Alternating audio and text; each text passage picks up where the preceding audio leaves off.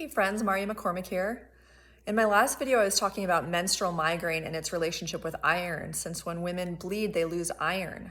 I wrote a blog post on iron and menstrual migraine that you can find on my blog, but I wanted to riff a little bit further and make some points here in this video that I did not make in the blog post about why I think that some women get menstrual migraine during their period, because clearly, it's not true that simply losing blood and iron alone could lead to migraine, because many women who menstruate who do not get migraine during their period, right? So why is it that some women would experience a migraine from a loss of iron and all the other factors I mentioned in the video from having low hormone levels when others don't? Because all women's hormone levels go lower during menstruation.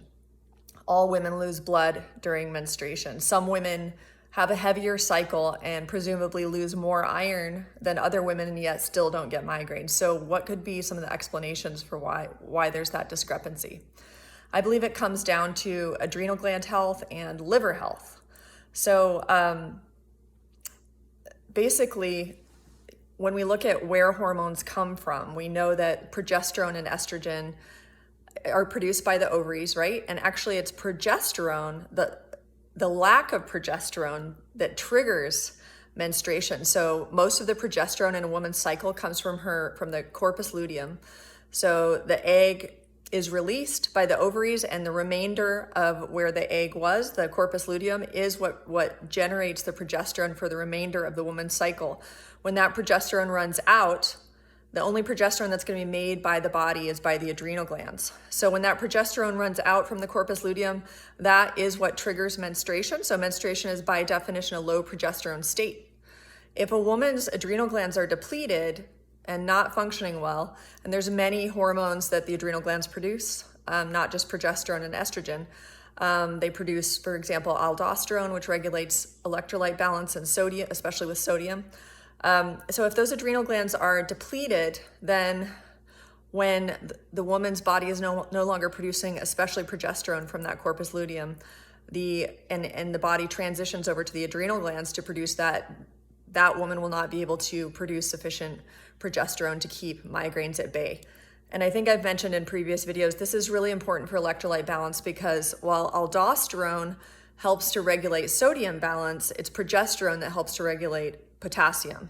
And low potassium is one of the major features that I see in women's hair tissue mineral analysis lab results that's really consistent despite any other patterns. So another factor in why some women would get migraine during their period and others wouldn't is the health of their liver. We know the liver processes thyroid hormones. It helps to neutralize and release any excess estrogens. There's a relationship between estrogen and progesterone. So too high a level of estrogen or testosterone will lead to low levels of progesterone. And actually pregnenolone, which is the grandmother hormone produced by the adrenal glands, is the grandmother of all of these hormones. So when you have chronic stress from your work, from your obligations, from the chronic condition you're dealing with in and of itself, the more cortisol that's released to counterbalance that stress, the less progesterone, the less estrogen, the less pregnenolone you'll have. So basically there's a competition for this pregnenolone, this grandmother hormone, that is used to make all of those other hormones. And if your body is having to make a lot of cortisol, it will do so at the expense of progesterone and estrogen. So it really is critical with migraine to get a handle on it, to regulate your stress response. And of course, if you're deficient in nutrients, that will be harder to do. And if you're full of heavy metals and toxicities, that will be harder to do. But of course, there's many psychological, sociological, emotional factors that are also playing a role in your stress response. So when you're in a stressed out state, you're in a danger state, fight, flight state, and that can translate down on a cellular level. They call it the cell danger response. When your cells feel like they're in danger and there's a lot of inflammation, the receptor sites on the cells don't work as well. So it's not just an issue of how well your glands are producing hormones. It's not always a glandular issue. A lot of hormonal imbalances are both a glandular issue and a cellular issue of inflammation blocking the cellular receptor sites.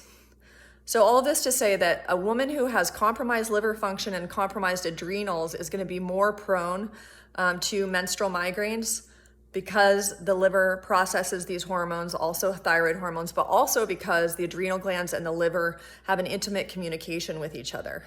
And the adrenal gland sends messages to the liver and vice versa to help regulate physiology. So we need to learn how to support our livers to detoxify. I go over a lot of that stuff in my coursework. A lot of that starts in the gut, since an imbalanced gut flora will produce a lot of toxins, which will overload the liver further.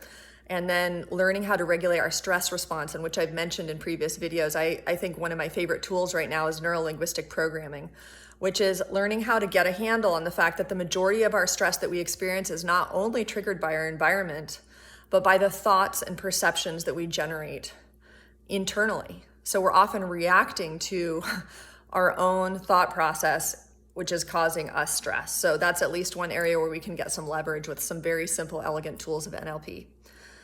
But I just wanted to share that about menstrual migraine because, I think it's interesting that not all women's migraines go away when they reach menopause. So some women's do.